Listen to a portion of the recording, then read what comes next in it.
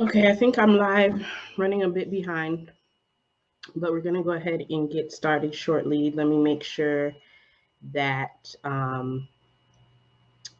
I shared the live everywhere. Happy, what day is today? Wednesday? Happy Wednesday, everyone. Um, where is this live at?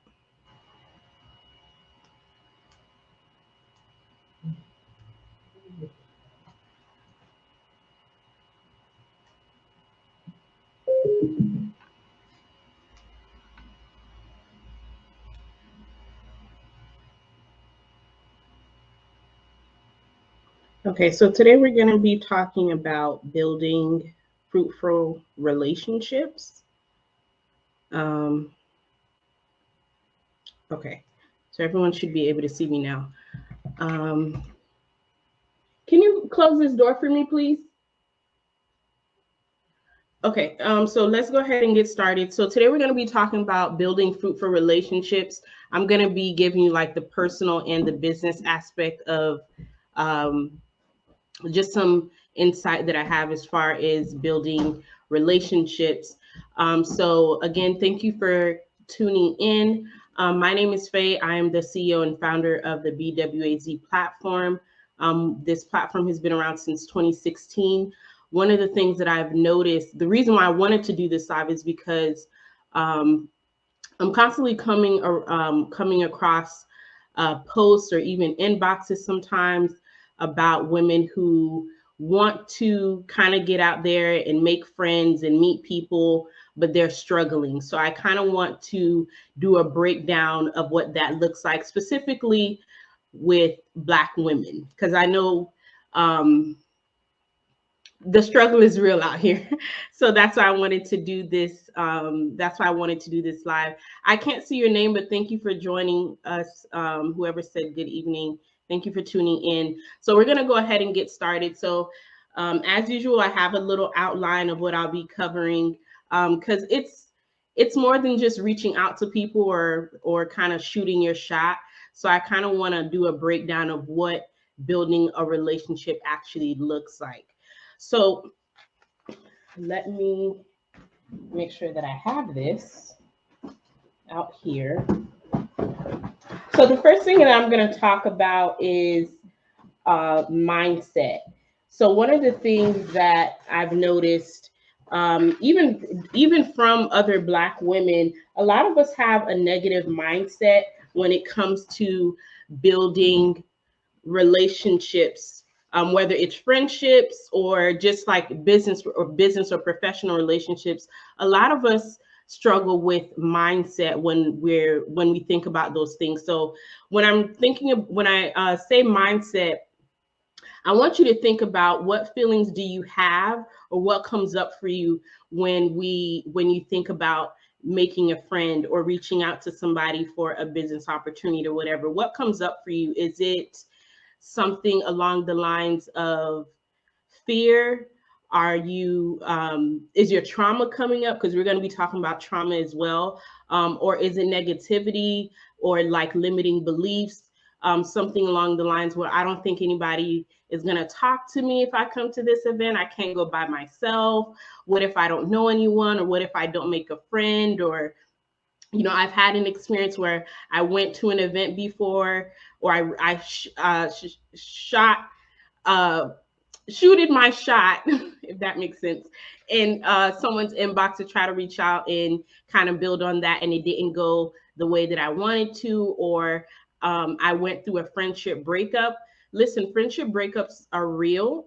And I don't think it's something that we talk about a lot, but those are the things that you want to pay attention to when you're thinking about building relationships with, specifically with other Black women. What are the things that you're thinking about? What feelings come up for you when you think about it? Thank you for tuning in. Live like Shia. Thank you. I hope I'm pronouncing that correctly. Thank you for tuning in, Tina. I see your name here now.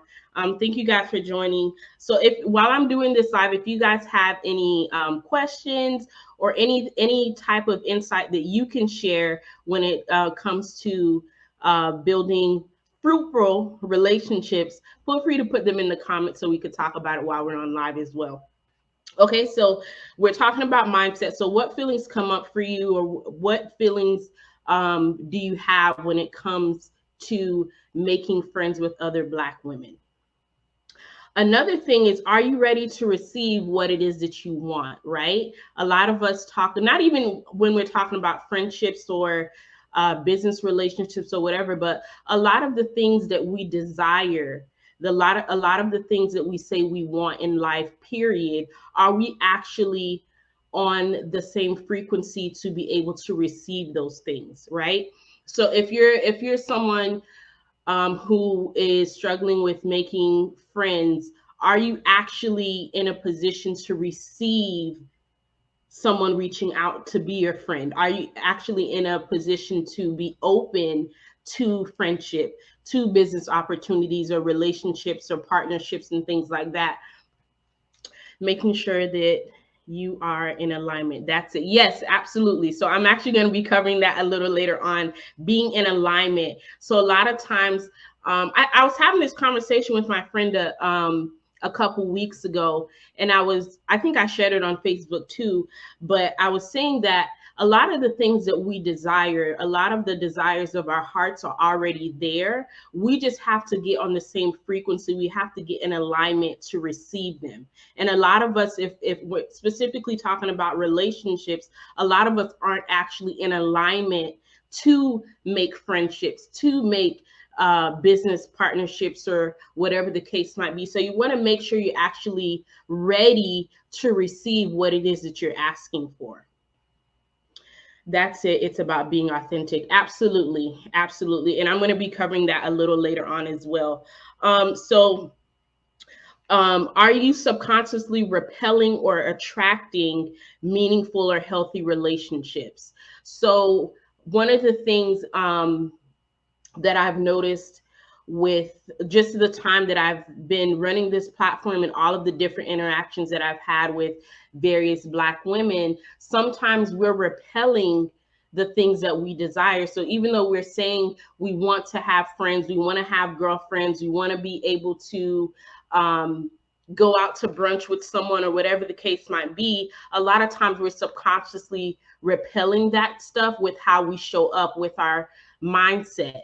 So I want you to pay attention to that. Are you subconsciously repelling those relationships that you desire? Another thing is, like I was saying before, are the relationships you desire in alignment with you, right? So things like the person's age, their lifestyle, their hobbies, those things are important when we're talking about building friendships or relationships with other people. You want to make sure that you actually have something in common with these people, because sometimes we see people, especially online, we see people one way and we're like, oh yeah, I want to be her friend and she seems like a cool person to hang out with. But do you have an idea of what her hobbies are? Even, and I don't want to sound like I'm being prejudiced towards someone's age, but that can be a factor sometimes, right? Depending on where you are in your life at that point, sometimes age does play a factor into those relationships. And then their lifestyle. If you're somebody who is a social butterfly, you like to be out, you like to be on the scene, and you're friends with someone who's probably a homebody, that's something you want to pay attention to, right? It's not to say that you can't be friends with them, but you also have to understand that they have a different lifestyle, essentially, right? They don't necessarily want to go out every weekend or whatever the case might be, but these are the things that you want to pay attention to make sure that you're in alignment with those relationships that you're actually that you're saying that you actually want. And are your expectations realistic? Right. One of the things that I had this conversation in the Facebook group a while back. For building friendships or fruitful relationships is sort of like dating, right? But a lot of times we have one bad experience and it kind of puts us off to the entire concept of dating or relationships in general, but friendships is kind of like dating. Sometimes you have to you may have to go out with someone a couple times or have a couple of conversations to see if this person is your person, right? Or if you're that person's right, you guys mesh well. But sometimes when we go into it with unrealistic expectations, we meet someone, we're like, oh yeah, this is going to be my best friend, and we're gonna hang out every day, and I'm gonna be able to call her every 24/7, and that might not be the case. So make sure that you're going into the relationship with realistic expectations based on you and that other person, right?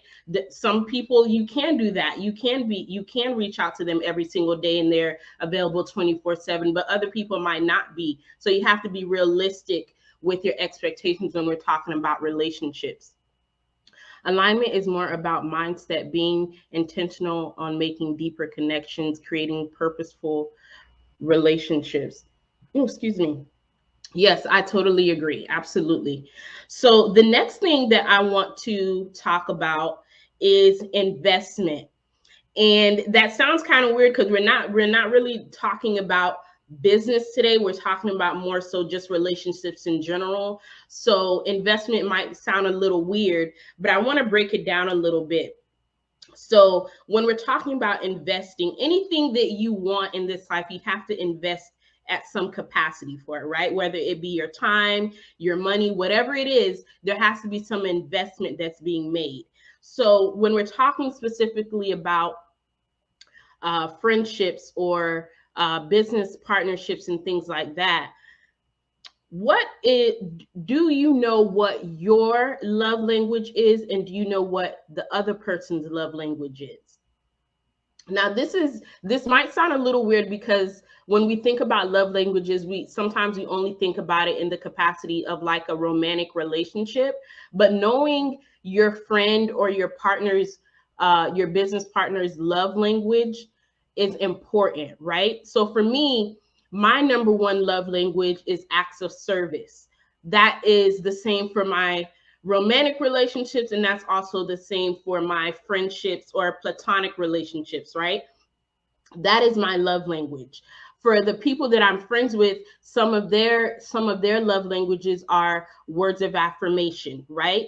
But the reason why I'm aware of this is because I invested the time trying to get to know that person on a deeper level, so that way we can actually make a real connection. So understand what your love language is, and also invest the time to learn what that other person's love language is, because essentially that's how I in my platonic relationships or like my friendship stuff like that, that's how I feel appreciated, right? That's one of the ways that I feel appreciated. That's one of the ways that I know that this person cares about me personally, right? In our friendship. So learning what the other person's love language is, also being friends with women with children, women without children, or women in relationships, and women with aligning the respect and involvement in those. Yes, absolutely. So this is important. So what I was mentioning before, as far as being in alignment, and we're talking about lifestyle, age, hobbies, and things like that. You might be a woman that doesn't have children, right?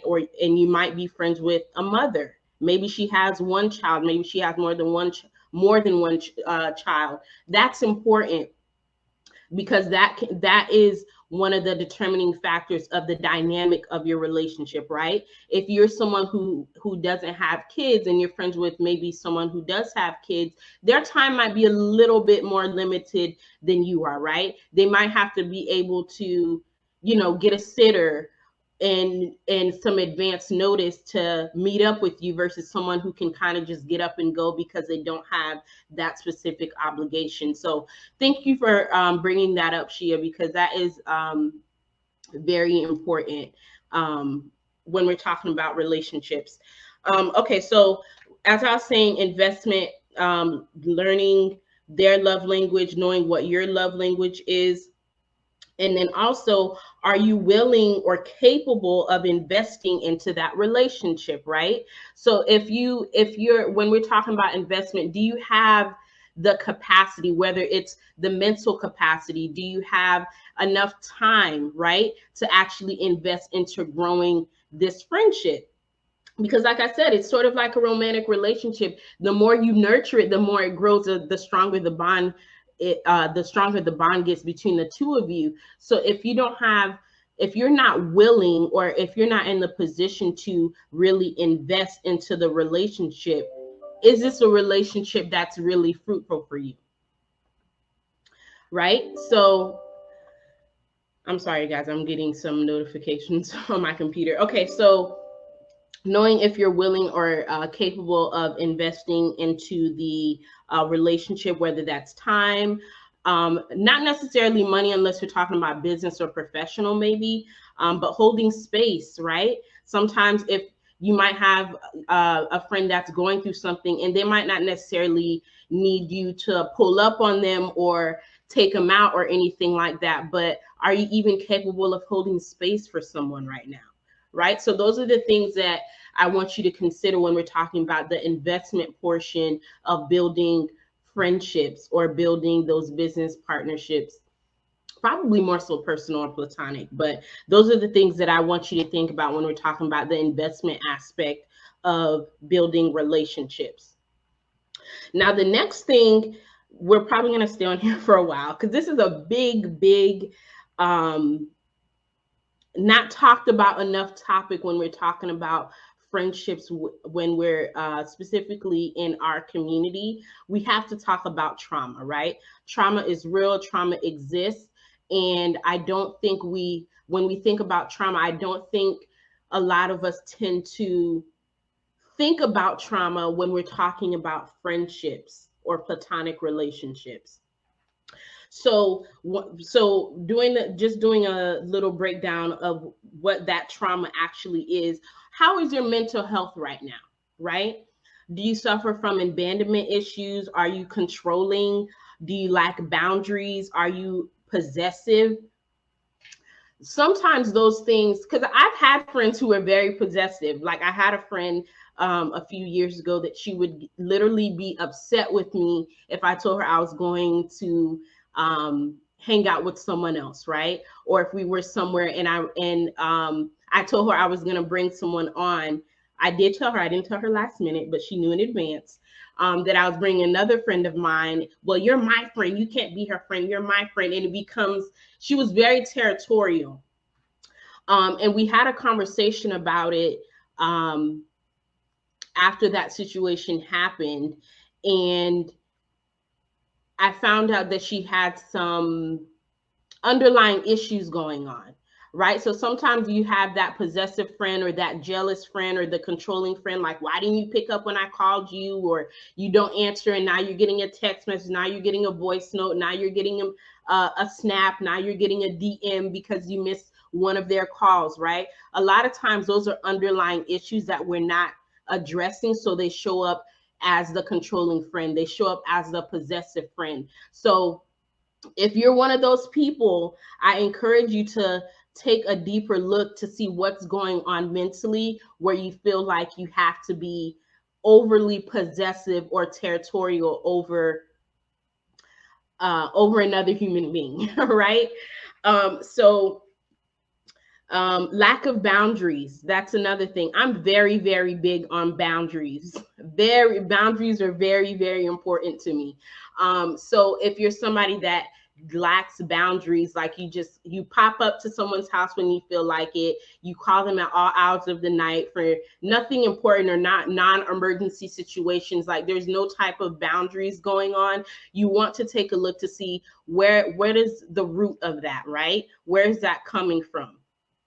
And so that might mean that you have to seek out professional help, right? And there's nothing wrong with that. I've come on here and I've talked about mental health a lot. I've shared my mental health struggles. There's nothing wrong with getting someone to kind of walk you through that process of figuring out what those underlying issues are and how to deal with them or how to manage them.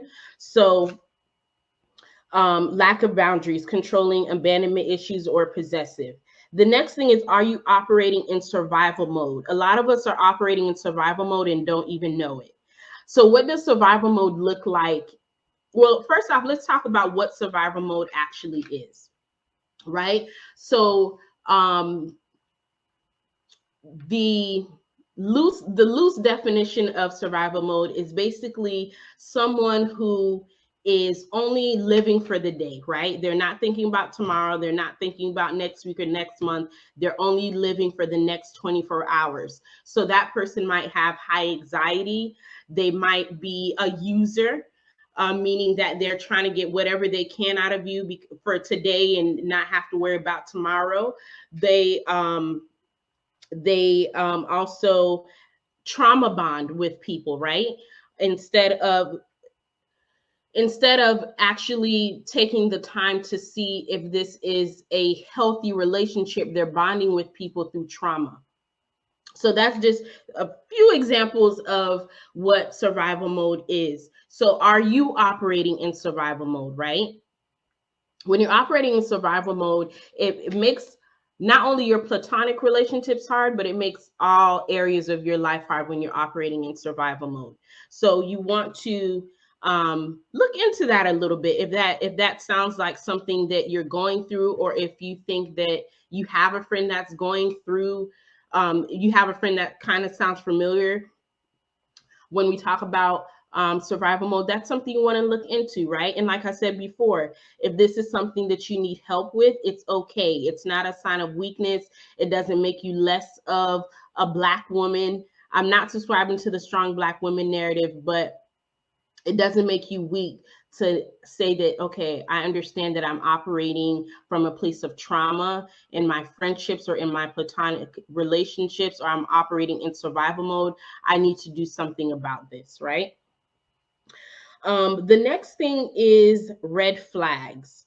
So I did a breakdown of this for personal and for professional or business relationships.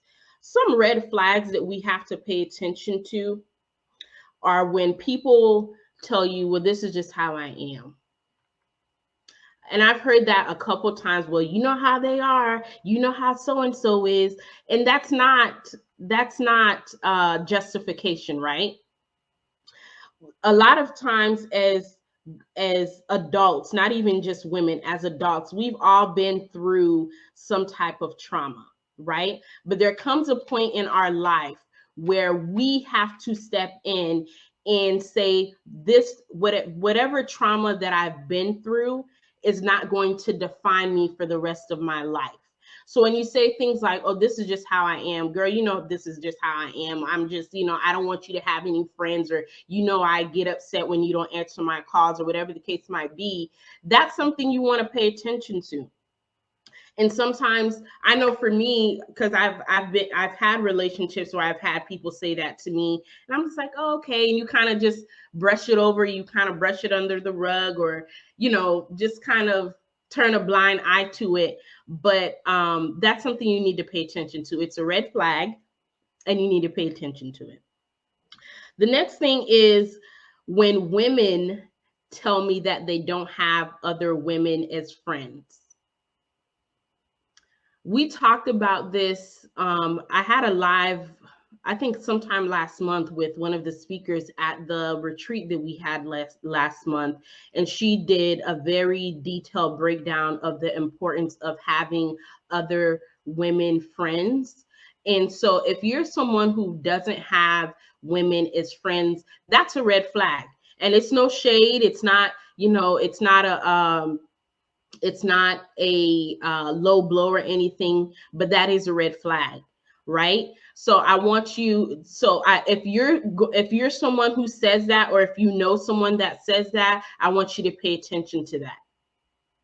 Because again, a lot of times these issues are coming from some underlying issue that we haven't addressed yet. Maybe we didn't have a good relationship with our sister. Maybe we had a bad relationship with our mom or another family member, or whatever the case might be. We want to pay attention to that. All women should have women as friends.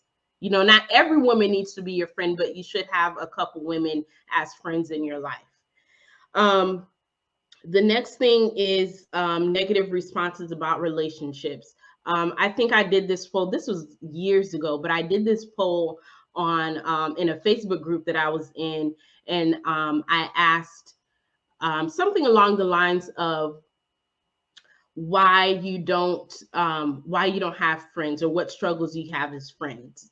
And for a lot of other Black women, their first responses were, Black women are shady, Black women are catty, they can't be trusted, there's always drama. So I want you to pay attention to that. And I'm not going to sit here and tell you that those issues don't exist. I fully understand that they exist. I've been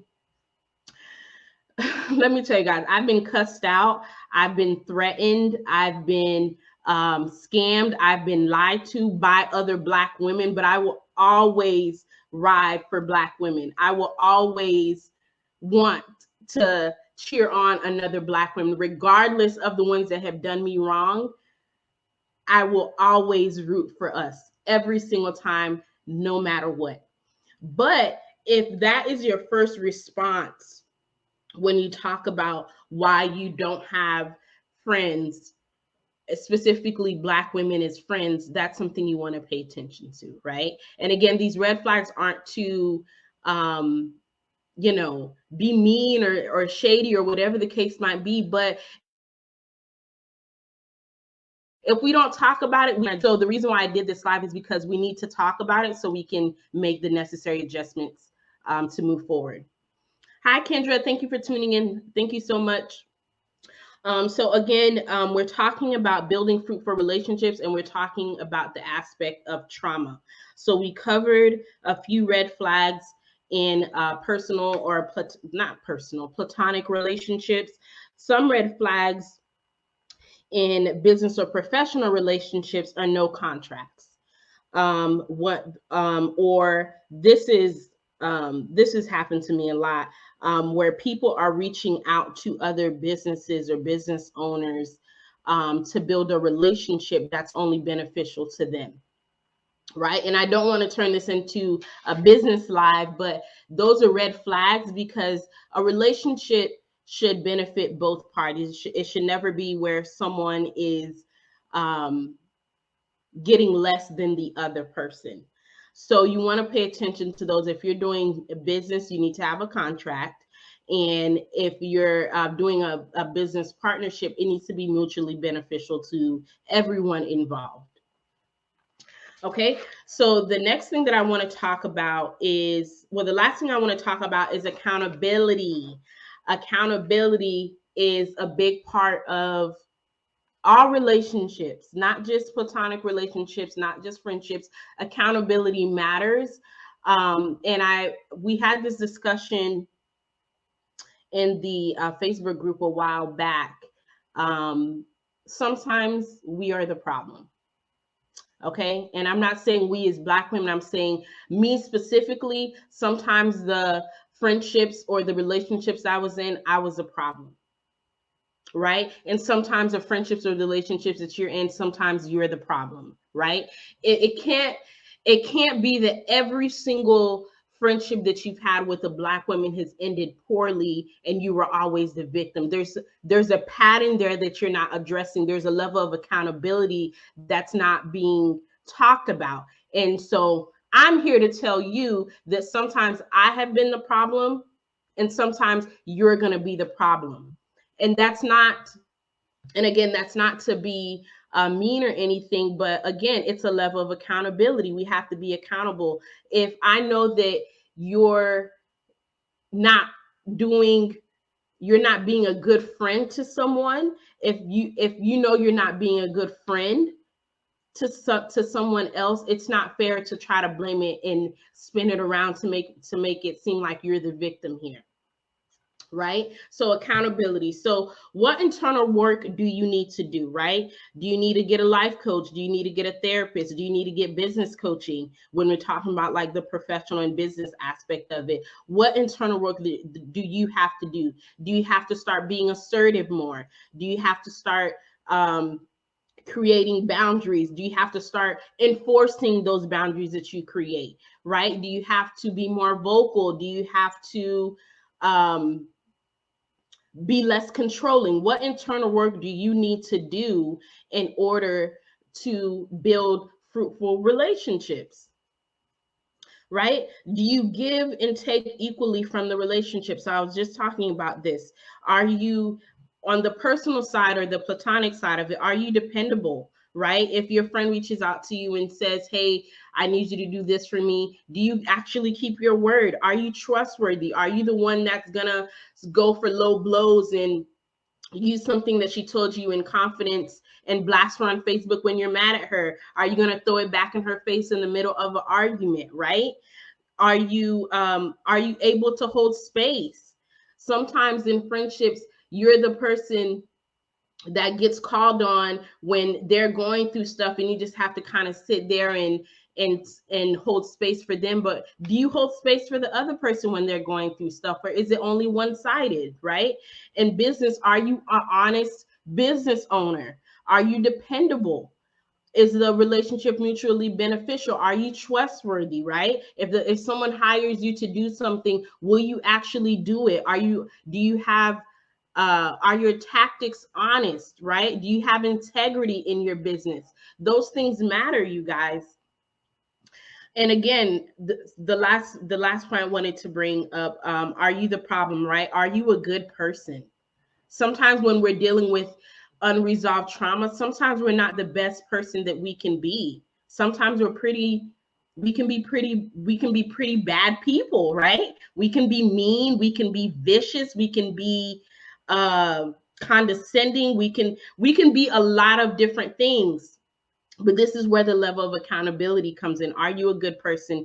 Do you have good communication? This was something that I personally struggled with because for many years, many years, I was someone where if I felt that I was wronged, or I felt some type of way, I would just cut the person off.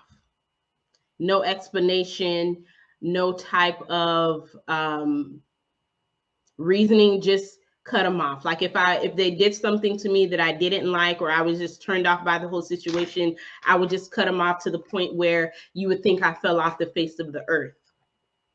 What I found out is that I wasn't good at communicating, and I felt, and again, this is me personally. So after I did some reflection, I found out that the reason why I did that, not necessarily to end the relationship, because I don't regret necessarily ending the relationship itself, but the way that I did it, the reason why I did it that way is because I didn't feel comfortable communicating my feelings. I felt like it was a sign of weakness to say, hey, you hurt my feelings. Hey, you hurt me. I didn't like that you did this to me. So instead of communicating that, because it was uncomfortable and I felt like it would make me, too soft or too weak, I just cut the person off. Now that might be different for you, but that was one of the things that I found out about myself, right? How do you handle conflict?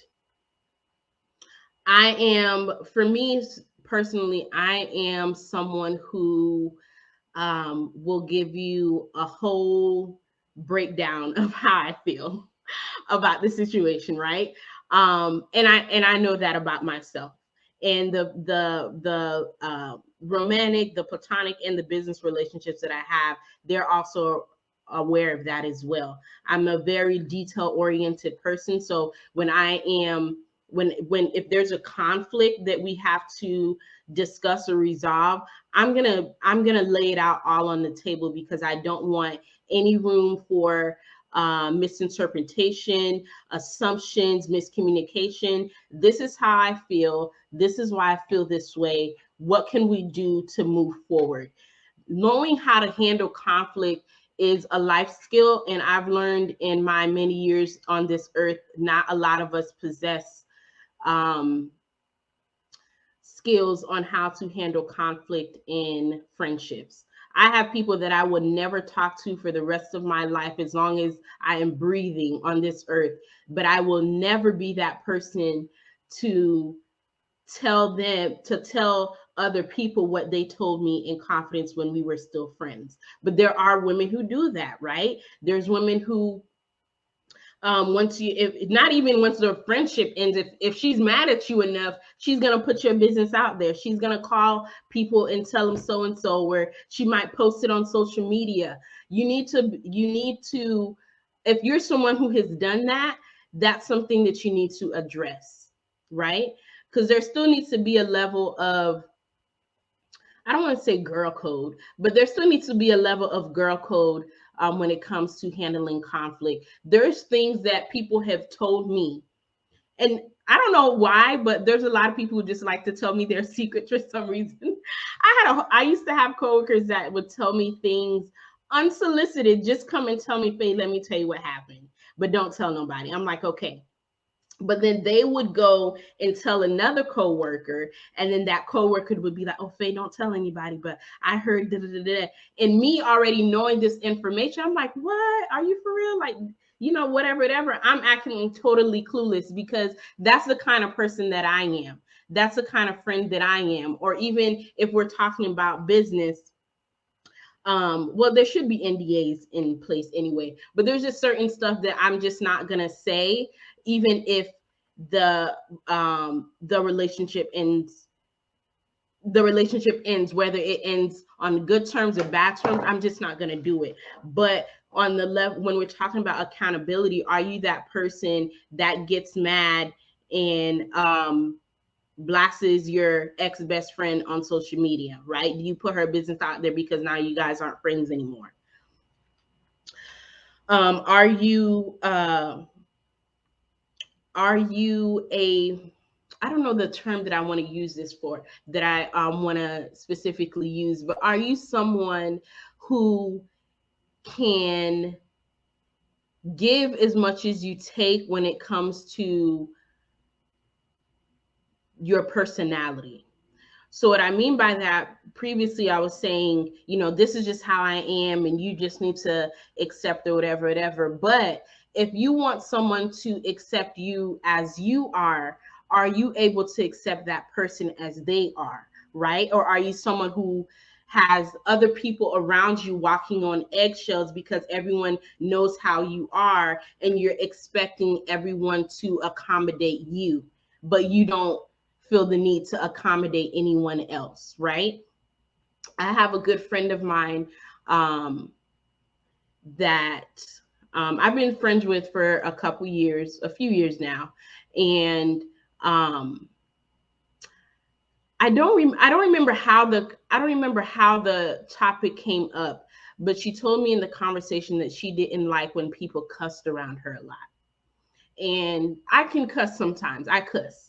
So when she told me that, I'm like, okay, I'm going to be accommodating of her and make sure that, I keep my cussing to, limited, right? Or I don't cuss around her at all. I'm accommodating. But if I was someone who's like, well, I cuss, so you just have to get used to it. This is just how I am. But she's not someone who enjoys people cussing around her. It has to be a give and take. That might have not been the best example, but that's what I mean about give and take. If you don't want someone to do something to you, don't do it to the other person, right? People shouldn't have to accommodate you and make sure you're okay and you're comfortable, and then the other person's needs aren't being met, and essentially it's just them there to accommodate you all the time, every single time, right? And the last thing is, are you entering the relationship with good intentions? So when I talk about fruitful relationships, I was saying before, I've been lied to, I've been scammed, I've been cussed out, I've been blocked, I've been talked about. If I can show you guys some of the messages I've gotten from other Black women over the years, we'd be here for days. But The reason why I say that I will still never give up on having friendships with other Black women is because I know when I go into a relationship, whether it's business or platonic, when I go into a relationship with someone else, I go in it with good intentions. So even if your intentions aren't pure, even if you're only trying to be my friend because you think you can make money off of me, or you're whatever the case might be, even if your intentions aren't pure, because my intentions are pure, I'm always going to win in the end, right? Maybe not with you. Maybe you are going to get over on me, right? Maybe you will lie to me. Maybe I will fall for your manipulative tactics. But the reason why I will always win is because I go in it with good intentions. If you're going into a platonic relationship only because you want something from that person, you want to be you want to, I don't know, you want to be in the clique, you want to be on the scene, you want to be part of the it girl crew or whatever the case might be, or you think, oh, if I'm friends with her, maybe she'll rub off on me, maybe she'll be able to give me some money, or maybe she'll give me free business advice, or whatever the case might be. If you're going into a relationship with ulterior motives, it's never gonna be good for you. And even if, like I said, even if you go into it because you thought, you can get over on this person, you might get over on that person. You just might, right? It happens. You just might get over on that person. But one thing about karma, it always catches up to you, right? It always catches up to you. And from what my experience has been is that it's always 10 times worse when it comes back around, right? Just like a boomerang, it always comes back. So I encourage you, if you're someone who is struggling with making friends with other Black women, go into it with good intentions. What and Go into it with good intentions, because even if the friendship with that specific woman doesn't work out, something is going to change for you, right? That next relationship might be the friendship that you've always wanted, right? Might be the sister that you've never had, or the sister that you've always dreamed of having, that best friend, the girlfriend that you could go on vacations with, or whatever the case might be. Go into it with good intentions, because even if you've had a million bad interactions with Black women, or with other people in general, because you went into them with good intentions, you've planted a seed, right? And there comes a point where that seed is going to grow, and you're going to be able to enjoy the fruits of your labor. Friendships are not easy. I'm not here to try to make it seem like tomorrow you're going to go to an event and you're going to meet the bestie you never had, or another bestie, or whatever the case might be. Friendships take time. Friendships are an investment. Friendships, I don't want to say they're hard, because I don't believe in hard relationships, but it's going to take some time, right? You have to invest into it. You have to nurture it. But go into all of your interactions with good intentions, and you're always going to win in the end. I promise you. The way that over the years, the way that people, like women from this platform, the way that some of them have shown up for me, that have never met me in real life, never even had a DM conversation, never email, never a phone call, anything, the way that they were able to pour into me, to the capacity that they have, is because I was planting those seeds, right? I was planting those seeds, and they're coming back around now. So that is it for me, you guys. It's not going to be a long live like last week. But I wanted to come on here and talk about this with you guys, because I don't think we talk about it enough. And we definitely talked about a couple different aspects that aren't as popular or common to talk about as other things are. So if you are a woman who is struggling with making friends, that is the advice that I want to give to you. If you are someone who is wanting to make business partnerships, that is the advice that I want to give to you, because trauma doesn't only show up in your personal life, it bleeds into your business as well.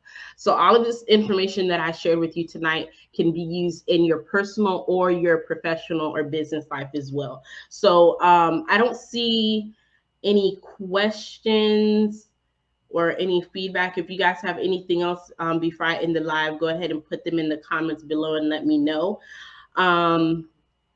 This year is going by so fast. We are almost in, well, we might as well say we're in October at this point. So we do have 2 more events lined up for the rest of this year. So on October 22nd, we're going to have our annual meet and greet. That is going to be in Phoenix. So if you haven't purchased your tickets yet, we still have a few tickets for that left. That is the 18 plus event. But we also have another event in November, the private screening for Wakanda Forever. That is actually kid friendly. I know a lot of times 99% of my events are women only events, but that event in November is open to everyone. So if you want to attend, make sure you purchase your tickets. If you haven't already, make sure to sign up for our email list, so that way you get all of the updates before they make it on social media. And that is it from me, you guys. So I appreciate you guys coming, taking the time out to join me tonight. If you have any other questions, you could put them in the comments below, and I'll be sure to come back around and answer them. I'll put the links to both of those events at in the comment section below. So I will be back again next Wednesday, same time. I don't like to kind of pre-plan what I'm going to talk about. I kind of talk about what's laid on my heart for that week. So once I receive the message of what I need to talk about, I will make sure to share that with you guys. And I hope to see you guys again next Wednesday at 6 p.m. I would love to see you at an event.